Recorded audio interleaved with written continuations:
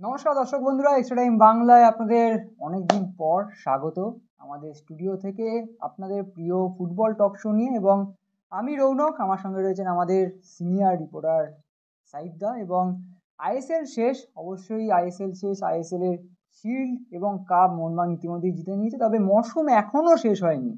Super কাপের semifinal খেলতে নামবে মোহনবাগান, কিন্তু তার মাঝেই কার ফিস কার ফাঁসে আমাদের এই সেগমেন্ট নিয়ে এখনই বসতে হচ্ছে। তার কারণ আমরা অনেক দিন ধরেই শুনছিলাম, বলছিলাম যে বাগানে নাকি নতুন লাতিন আমেরিকার শিল্প দেখা যাবে। এই নিয়ে অনেকদিন আলোচনা হচ্ছিল এবং আমরা সেটা বলছিলাম, ও বিভিন্ন নাম উঠে আসছিল। তার মধ্যে এখন যে নামটা নিয়ে সবার মুখে মুখে ঘুরছে, রবসান রবিনো, যার সাথে বাংলার ক্লাবগুলোর বারংবার লিঙ্ক হয়েছে, আবার লিঙ্ক ব্রেকও হয়ে গেছে, অর্থাৎ ওই ইউআরএল ক্লিক করলে আর খুলছে না, এরকম একটা পরিস্থিতি। কিন্তু সাইদা, সত্যি কি এবার বাগানে মানে ওই লাতিন আমেরিকার ওই শিল্পটা আমরা দেখতে পাবো? আর সেটা কি রবসন রবিনহোই? মানে কেন হঠাৎ রবসন রবিনোর নামটাই এত উঠে উঠে আসছে কেন? দেখো, রবশন রবিনের নামটা কেন উঠে আসছে বা তার এজেন্ট খুব শক্তিশালী কিনা বা এরকম কিছু না। রবশন রবিনোর খেলায় উপমহাদেশে আমরা দেখেছি আর কি। হুম। এটা একটা ব্যাপার, কেন বসুন্ধরা কিংসে খেলতেন তিনি। আর দ্বিতীয়ত হচ্ছে মোহনবাগানে এই মুহূর্তে যে শর্ট লিস্টে হয়েছে, চার চার পাঁচজন প্লেয়ার, চারজন প্লেয়ার রয়েছে। সেই শর্ট লিস্টে সবার উপরে নাম রয়েছে যে প্লেয়ারটির, সে নামটি হচ্ছে এই রবশন রবিনো। রবসন রবিনো। কিন্তু হুম। কথা হচ্ছে এই গ্রিন সিগন্যালটা কিন্তু কোনো রকমে হোসে মলিনার নয়। মানে হোসে মলিনা এখনো পর্যন্ত কোনো রকম গ্রিন সিগন্যাল দেননি। হুম। এটি ম্যানেজমেন্টের ঠিক করা আর কি। তো এবার প্রশ্ন হচ্ছে কার পরিবর্তনে। হুম, এটা অনেকেই জিজ্ঞাসা কার করছেন। পরিবর্তনে? একেবারে ডিমি পেট্রাটোসের পরিবর্তনে নয়। হুম। ডিমি পেট্রাটোস মাঝখানে চাইনিজ ক্লাবে গেছিলেন বা গেছিলেন, নানান রকম খবর টবর আসে হুম। বা যেগুলো শোনা যায় আর শোনা কি। যায়। কিন্তু কথা হচ্ছে ডিমি পেট্রাটোস নয়। ডিমি পেট্রাটোস এখনো পর্যন্ত একেবারে নয়। কেন ডিমি পেট্রাটোসকে সঞ্জীব গোয়েঙ্কা নিজে খুব পছন্দ করেন। হুম। এটা শোনা, মানে কান পাতলে শোনা যায় ভেতরে। আর রফসান রবিনও যেহেতু শর্ট লিস্ট হয়েছে, এবং সেই শর্ট লিস্টের একটা কারণ হচ্ছে কি গ্রেগ স্টুয়ার্ট। হুম। তাহলে বলে সাহেবদা, গ্রেগ স্টুয়ার্টটা খারাপ কি খেললো সারা বছরে? গ্রেগ স্টুয়ার্ট খারাপ কিছু খেলেনি। গ্রেগ স্টুয়ার্ট একটু চোট প্রবণ। হুম। আমরা বারবার একটা কথা বলেছি আহ, যে স্বদেশি প্লেয়ার খুব একটা পরিবর্তন হবে না, উইন্ডো প্রায় প্রায় ক্লোজড। হুম। হ্যাঁ, যদি আজকেও ম্যাচ রয়েছে বা সুপার কাপে যদি ভালো কিছু করে বা যতটুকু করেছে পারফরমেন্স, আর এফডিএল থেকে শুরু করে বা যতটুকু পারফরমেন্স করেছে, হুম। মোহনবাগান দেশি প্লেয়ারদেরকে মনে করছে 19-20। এটা ওরা মনে মানে বুঝে নিয়েছে। আগে ওয়ান্স আপন এ টাইম বেঙ্গালুরু এফসি 2014-15 সালে এমনটা মনে করতো হুম। যে ইন্ডিয়ান প্লেয়ার মানে 19-20, ওটা নিয়ে বেশি ভাবার দরকার নেই, আমার ফরেনাররা ফারাক করবে। এটা ভারতীয় ফুটবলে একটা শুধুমাত্র আপ্তবাক্য নয়, এটা চিরন্তন সত্য টাইপের একটা বচন আর কি। এখন সেই বচনে মোহনবাগান হয়তো বা চলে গেছে, হুম। কিন্তু বিদেশি ফুটবলার পরিবর্তন কিন্তু কিছু করবে মোহনবাগান। এবং সেই পরিবর্তনের জায়গাটা আপাতত যে দুটো নাম শোনা যাচ্ছে, আমি হুম। একেবারে বলছি না যে এরা আউট হয়ে গেছে বা, সেটা হচ্ছে এক হচ্ছে গ্রেগ স্টুয়ার্ট আর দুই দেখছি হচ্ছে টম আলটেড। তো আমাদের। টম আলটেডের বিষয়টা পরে আসছি। এই গ্রেগ স্টুয়ার্টের বিষয়টা নিয়ে যতটা বলার, সেটা হচ্ছে ম্যানেজমেন্ট যে সাংঘাতিক খুশি এটা নয়। হুম। হ্যাঁ, উচ্ছ্বসিত তো নয়, আহ, খুশি নয়, এমনকি যে দুধছাই এরকমটাও নয়। সেরকমও নয়। হ্যাঁ, হুম। দুধছাই এটাও নয়। হুম। তবে পরিবর্তন হলে ভালো হতো, ম্যানেজমেন্টের কথা বলছি। এখন যেহেতু মলিনা ছুটিতে রয়েছেন বাড়িতে, এখন ম্যানেজমেন্ট আগে থেকে একটা জিনিস সাজিয়ে রাখছে যে রবসান রবিনো হোক, এবিসিডি যেই হন, যদি ওই লিস্টে সবার উপরে রবসান রবিনোই আছেন, হুম। আহ, সেটা যদি কোচ হোসে মলিনা হুম। বলেন, গ্রিন সিগন্যাল দেন যে চলুন ওই প্লেয়ারটা নিয়ে যাই, রবসান রবিনোকে নিয়ে যাই, তাহলে রবসান রবিনো। হুম। আহ, এখন যদি মলিনা বলে ঠিক আছে আমার দরকার নেই, আমার গ্রেগ স্টুয়ার্টই চলবে, আমার মাঝে মাঝে প্ল্যান সিতে ব্যবহার করেছি বা সিজনের শুরুতে হয়তো ভালোভাবে পাবো, বা পুরোটা দরকারও নেই আমার, কেননা আমি মাঝে মাঝে প্ল্যান চেঞ্জ করি, এটা অপোনেন্টকে তাক লাগিয়ে দেওয়া যায়, ডিফারেন্ট আছে, কেননা প্রতিটা প্ল্যান একটা একটা নতুন টিম মনে হয় দেখে। এটা যদি তার মনে হয় তাহলে রফসান রবিনও নয়, তখন গ্রেগ গ্রেগ স্টুয়ার্ট, স্টুয়ার্টই থাকবে। এটা হচ্ছে বিষয়। কিন্তু গোটা বিষয়টা দাঁড়িয়ে আছে কোচের ফাইনাল সিদ্ধান্তের উপরে, অবশ্যই। যদিও ম্যানেজমেন্ট খাতা সেরে রেখেছে, হুম। এটা বলতে পারি। এইবারে রফসান রবিনও নিয়ে একটা প্রবলেম আছে, সেটা তোমার মধ্যেও কাজ করছে। ইস্ট বেঙ্গল গন্ধ পাচ্ছ? ইস্ট বেঙ্গল গন্ধ, হ্যাঁ, আমি যেটা প্রথমেই বললাম যে হ্যাঁ। বারবার লিঙ্কটা ক্রিয়েট হচ্ছে কিন্তু লিঙ্ক ব্রেক হয়ে লিঙ্ক যাচ্ছে, ক্রিয়েট হচ্ছে, লোডিং লোডিং লোডিং লোডিং। হয়ে যাচ্ছে। এটা কথা হচ্ছে তোমার, সবাই জানি যে রফসান রবিনও খেলেছে তো বাংলাদেশের বসুন্ধরা। বসুন্ধরা, এবং সেখানে অস্কার বুজো করছিলেন। হুম। এবং আমরা আগেও খবর করেছি যে যদি ঘাটাঘাটি করে পেয়ে যাবেন হয়তো দু এক মাসের মধ্যেই, বা ইস্ট বেঙ্গলের যে উইন্ডোটা ওপেন হয়েছিল ওই সময়তে জানুয়ারি করেছিলাম, window। জানুয়ারি উইন্ডোর সময়। আমার খুব ভুল না করি আর কি, কেন দিনে এত স্টোরি যায় তো অত খেয়াল থাকে না সব সময়। সেটা হচ্ছে ইস্ট বেঙ্গলের কি অফার ছিল, ইস্ট বেঙ্গল কি অফার চেয়েছে, ইস্ট বেঙ্গল কতটা পর্যন্ত নামতে চেয়েছে, ইস্ট বেঙ্গল কতটা দিতে চাইছে, এগুলো এক একটা কিন্তু ফ্যাক্টর। এবং আরেকটা জিনিস শোনা যাচ্ছিল যে ইস্ট বেঙ্গল ম্যানেজমেন্টের একটা অংশ তারা রফসান রবিনোকে চাইছে না, এক পক্ষ চাইছে, যেহেতু কোচ চাইছেন বা কোচের সঙ্গে সখ্যতা আছে, সেহেতু ম্যানেজমেন্টের দুটো পক্ষের একটা পক্ষ চাইছেন, একটা পক্ষ চাইছে না, এই ঘটনাগুলো ঘটছিল ইস্ট বেঙ্গল। কিন্তু এখন একটা খবর সামনে এসছে, খবর বলবো না যেহেতু স্কুপ ভেতরের, সেটা হচ্ছে রফসান রবিনো যে স্যালারি পান এখনো পর্যন্ত, যে স্যালারি তার থেকে $4,000 থেকে $5,000 বেশি অফার ইস্ট বেঙ্গলের পক্ষ থেকে আছে। ঠিক আছে, এখন ইস্ট বেঙ্গল একটা হিউজ স্যালারি অফার করছে বা করেছে রফসান রবিনোকে।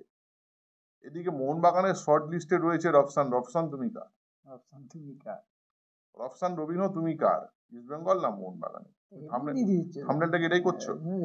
তাই তো মনে হচ্ছে। হতে পারে। এখন কথা দেখো, যে জিনিসটা পাকেনি বা যে জিনিসটা কমপ্লিট হয়নি সেই জিনিসটা নিয়ে তো এইসব আলোচনা হবেই।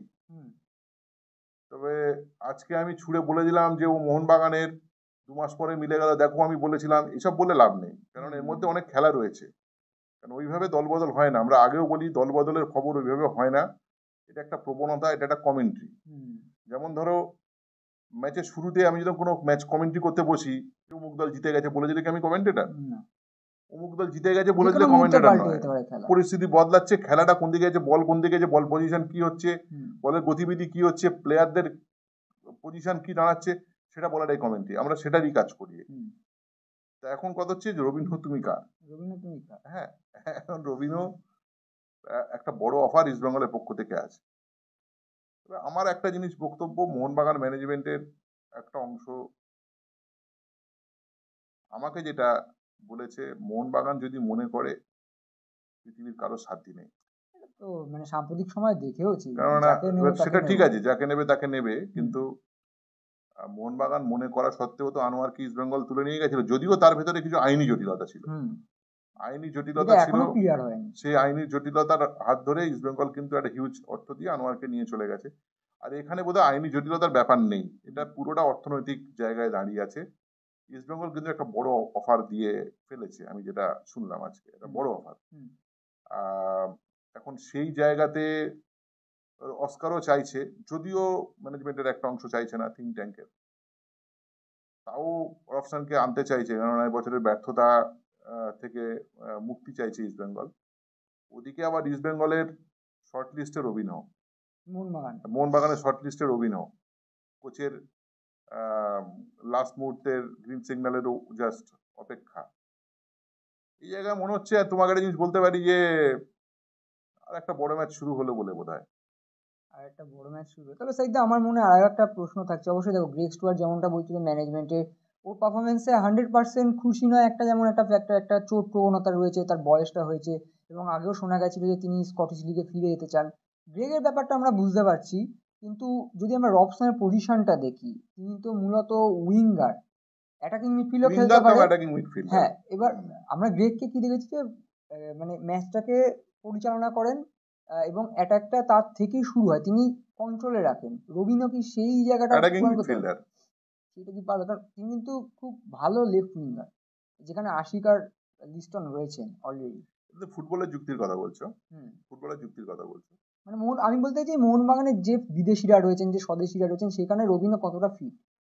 বুদ্ধিমান ছেলে, এবং প্রতিটা টিমের শুরুর সময় তো থিঙ্ক ট্যাঙ্ক বলো বা টিম বলো, তারা তো সবার আগে পজিশন ওয়াইজ ভাবে যে আমার এই প্লেয়ার এই পরিস্থিতিতে কার পরিবর্তন দরকার। হুম।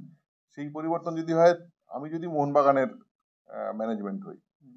আমি অবশ্যই রফসান রবিনো মতো প্লেয়ারকে আমি আনবো না। আমি আম, অবশ্যই ভালো প্লেয়ার, অবশ্যই ভালো। কিন্তু কথা হচ্ছে যেহেতু আমার, দেখো রফসান রবিনো দুটো পজিশনেই খেলতে পারে, হুম। হ্যাঁ, অ্যাটাকিং মিডফিল্ডার, ক্রিয়েটিভ মিডফিল্ডার, এবং Wing এ। তোমার উইং দিয়ে বাঁদিক দিয়ে খেলেন, ইনসাইড কাট করে ঢোকেন, এবং তার ক্রিয়েটিভিটি সবচেয়ে ভালো জায়গাটা এখানে দেখা যায়, হুম। কেননা তার ইনসাইড কাটটা ইনভিজিবল। লিস্টনের মতো অত ওপেন নয়, যে লিস্টন প্রথম দিকে ধরা যেত না, শুধু স্পিডে কিন্তু এখন বিট করে। হুম। কিন্তু রফসান রবিনো স্পিডে বিট করেন না, রফসান রবিনো বিট করেন কোয়ালিটি দিয়ে, হুম। এবং তার ফার্স্ট টাচ, ফাইনাল বল রিলিজ, এগুলো দিয়ে। ধরো নেইমারও তো নিশ্চয়ই পৃথিবীর সাংঘাতিক দৌড়বিদ নন, যে খুব ভালো দৌড়ে বিট করেছেন যতদিন খেলেছেন, অথচ বাঁদিক দিয়ে খেলেছেন। এখন ক্রিস্টিয়ানো রোনাল্ডো প্রচন্ড স্পিড, একটু স্পিড ডাউন হয়েছে, দেখবে ইউরোপিয়ান ফুটবলে ধরা পড়া শুরু হয়ে গেছিল, একটু স্পিড ডাউন হয়ে গেছিল। আমি অত বড় বড় উদাহরণে আসছি না, আমি ইনভিজিবল কার্ড ওর, ফলে আমাদের রফসানের, হুম। ফলে সেটা একটা অ্যাডভান্টেজ হতে পারে। এখন আর দ্বিতীয়ত হচ্ছে, যেহেতু ও আর একটা অপশন রয়েছে অ্যাটাকিং মিডফিল্ডার, হুম। ক্রিয়েটিভিটি আছে, এবং সেই ক্রিয়েটিভিটির জায়গাটার অপশনের থেকে গ্রেগের বেশি ছিল বলবো না, দুটোই কোয়ালিটি, কিন্তু কথা হচ্ছে ভিশনটা খুব গ্রেগের ক্লিয়ার ছিল। ভিশনটা ক্লিয়ার, এবং গ্রেগ একটু সেরিব্রাল ফুটবল খেলতো, ঠিক আছে, এবং খেলাটাকে না রোটেট করতো, খেলার গতিটাকে কমিয়ে দেওয়ার ক্ষমতা ছিল বা বাড়ানোর ক্ষমতা ছিল। রফসান অন্যরকম প্লেয়ার, রফসানের সঙ্গে তোমার গ্রেগের তুলনাটা করা ঠিক হবে না, মানে কারণ লাইক দুজন টু দু লাইক রকমের, চেঞ্জ ঠিক না। দুজন দু রকমের দুজন দু প্লেয়ার। রকম। তাহলে কি খেলার পরিবর্তন আনতে চাইবেন কোচ? সেই প্রশ্ন তুমি আমায় করতে পারো, সেটা ফুটবলের যুক্তি, সেটা ফুটবলের। একদম ফুটবলের যুক্তিটা আলাদা। দেখো, সেটা এক্সট্রা টাইমে স্টুডিওতে হোক বা চায়ের দোকান আড্ডা মারা হোক, কাগজ কলম নিয়ে বসে হোক, দুজনের কি কি কোয়ালিটি আছে হিসেব করতে, আমি যতটুকু বললাম আর সেটা আপনাদের মধ্যেও কাজ হবে, যে তাহলে খেলাটা মোহনবাগানের কি পরিবর্তন হবে। আমার মনে হয় মোহনবাগান যে পর্যায়ের ফুটবল খেলে, যে বেসিক ফুটবলের কোনো পরিবর্তন ঘটানোর দরকার নেই। এবার আর একটা জিনিস বলছি, মোহনবাগানের তো সেই ক্ষমতা আছে, নুনো রেইসকে তো সারা বছর বসিয়ে রাখলো, মোহনবাগান সবই পারে।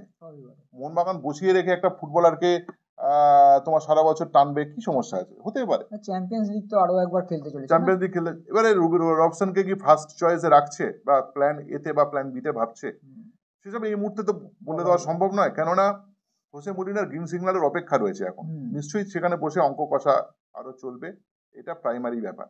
আচ্ছা, টম অলরেডি বলে হয়েছিল, টমের বয়স 37 হয়ে গেছে, ঠিক আছে, এবং টমের তোমাদের মনে থাকবে যে আবার একটা ডুরান্ড কাপ আসছে, টম কলকাতায় এসে 24 ঘন্টার নোটিশে ও মোহনবাগানের হয়ে কিন্তু ডুরান্ডে নেমে গেছিল, ক্যাপ্টেন আম্বান পড়ে, তুমি 24 ঘন্টার মধ্যে। এটা একটা দায়বদ্ধতা এবং কমিটমেন্টের একটা প্রমাণ। কোনো পৃথিবীর কোনো প্লেয়ার, কোনো প্রফেশনাল প্লেয়ার নামবে না যে এজেন্ডা নামতে দেবে না, ঠিক আছে, কন্ডিশনিং আগে হবে। কিন্তু অনেক সময় কন্ডিশনিং এর থেকে, পরিস্থিতির থেকে টিমের পরিস্থিতি সেটা অনেক বেশি ইম্পর্টেন্ট হয়ে যায়, মানে প্রফেশনাল কমিটমেন্টের জায়গাটা অন্য জায়গায় চলে যায়, সেক্ষেত্রে নিজের অনেক ক্ষতি অনেক সময় অনেকে করেন। সেই জায়গা থেকে এই টম আলট্রেড, মোহনবাগান ম্যানেজমেন্ট তার কাছে কৃতজ্ঞ, এই শব্দটা বলছি, কৃতজ্ঞ, এবং যে ফুটবলটা সে এই মরশুম জুড়ে উপহার দিয়েছে, কৃতজ্ঞতা হওয়া ছাড়া পথ নেই এই বয়সে এসে। এখন কথা হচ্ছে, এই প্লেয়ারটি খেলবে কি খেলবে না, এই প্লেয়ারটিকে মোহনবাগান ক্যারি করবে কি করবে না, সেটা সম্পূর্ণ ঠিক করবে মোহনবাগান ম্যানেজমেন্ট বলছে, তারা নয়, ঠিক করবেন কোচ।